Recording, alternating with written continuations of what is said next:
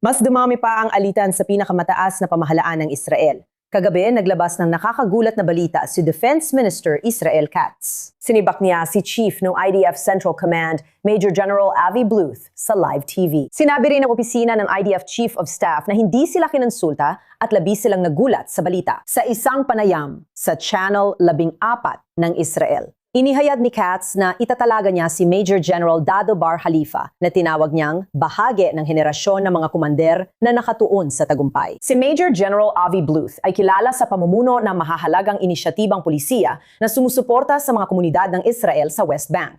Nag-post din si dating Defense Minister Yoav Gallant sa X at nagsabi, si Major General Avi Bluth ibadoy at hari na pasto opisyal. Ang pagtanggal sa kanya ng live ay isang kasuklam-suklam na gawain na lumampas na naman sa pulang linya. Ang IDF ang kalasag ng Israel. Ang pagpapahina sa autoridad ng mga commander at pagdadala nito sa politika ay parang paglalaro ng apoy na naglalagay sa estado sa panganib. Ayon kay Defense Minister at pinuno ng Blue and White Party na si Benny Gantz sa X, halos 30 taon ko nang kilala si Brigadier Gen Avi Bluth.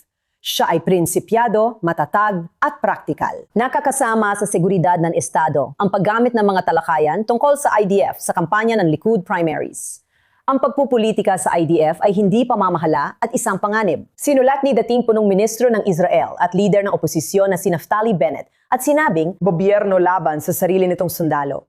Matapos buwagin ang IDF mula sa labas at tiyakin ang malawakang pag-iwas sa draft, nagpasya na ngayon ang gobyerno ng ikapito ng Oktubre na wasakin ang IDF mula sa loob at tiyakin ang ganap na kaguluhan. Nanawagan si dating IDF Major General at miyembro ng Knesset, Elazar Stern, kay punong ministro Netanyahu na agad tanggalin ang ministro ng Depensa. Si Israel Katz ay abala sa primaries at hindi sa seguridad ng Israel. Nawala na ang pagpipigil ng ministro ng Depensa, ngunit naninindigan pa rin si Ministro Katz sa kanyang desisyon. Tinawag niyang kasinumalingan ang paratang ng mga kritiko at bahagi lang ng kampanyang pampolitika laban sa pamahalaan.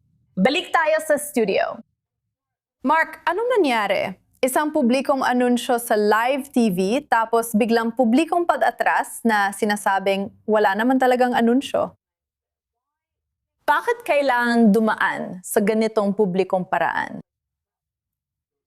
Hindi ito maganda, lalo na para sa Israel dahil alam na lahat ng sumusubaybay sa international na media ang mga balita tungkol sa matinding karahasan ng mga settler. Madalas itong nababalita sa Europa at Hilagang Amerika, pati mga gobyerno nagkokomento.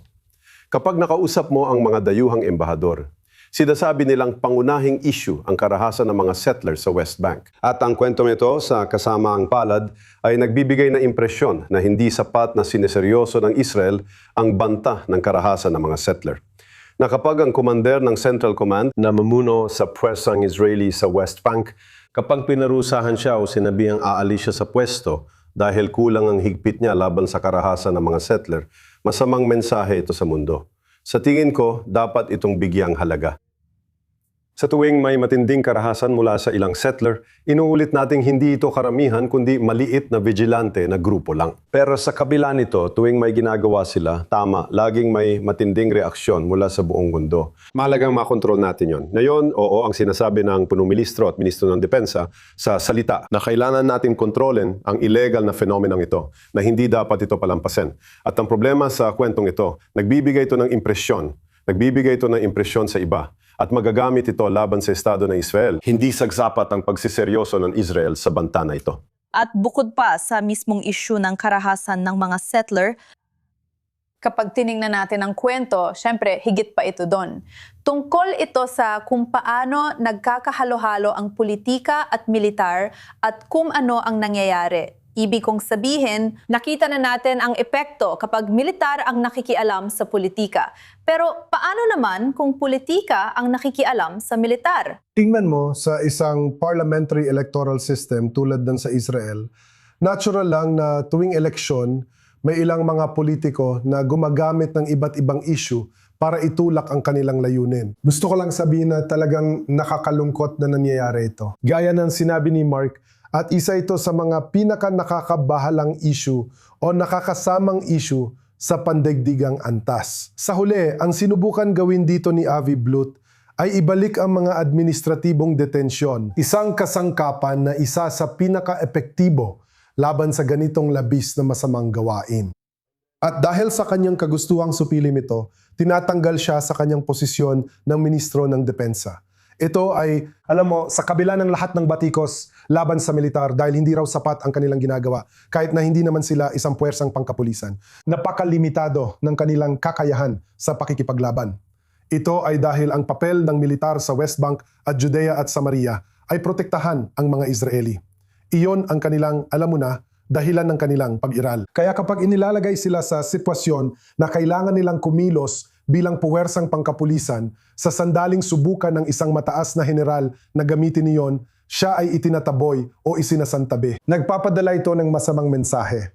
Sa tanong mo tungkol sa panghihimasok ng politika, natural itong nangyayari sa mga liberal na demokrasya. Sa kasamaang palad, nangyayari ito sa isa sa pinakamahahalagang usapin para sa Israel sa pandigdigang antas. Ang ginawa ay hindi nakatulong, bagkus nakasama pa sa posisyon ng Israel. Ano ang maaring mangyari ngayon? Saan patutungo ang kwento? Magkakaroon ba ng pagtutol mula sa IDF o kay Katz? Ano ang susunod na hakbang? Narinig na natin ang pagtutol ng IDF. Ang tagapagsalita ng IDF na nagsasalita para sa militar. Malinaw niyang sinabi na wala pang anunsyo na papalitan ang pinuno ng Central Command at hindi ito na ipag-ugnayan sa Chief of Staff. Siyempre, may mas malalaking usapin dito tungkol sa civilian control sa militar. Sa huli, nakatira tayo sa isang bansa kung saan ang militar ay nasa ilalim ng pamumuno ng halal na gobyerno. At kung may matibay na opinyon ng halal na gobyerno, kailangang makinig ang hukbo. Hindi ang hukbo ang gumagawa ng mga pulisya.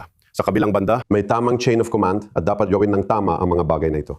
Ibig ko sabihin, sasabihin ng Defense Minister na nainis o naasar siya sa pinuno ng Central Command dahil dinala siya nito sa korte tungkol sa isang issue. Tama? Ngayon, may mga tao na magsasabing tungkulin niyang dalhin siya sa korte tungkol sa isyong iyon. Kaya nagiging masyadong technical ang mga bagay. Hindi ko rin iniisip na ito ay planado dahil kung napanood mo ang aktual na panayam sa Defense Minister, parang nasa isang usapan lang siya kasama ang isang panen. At may nagtanong sa kanya kung anong nangyayari dito at sumagot siya.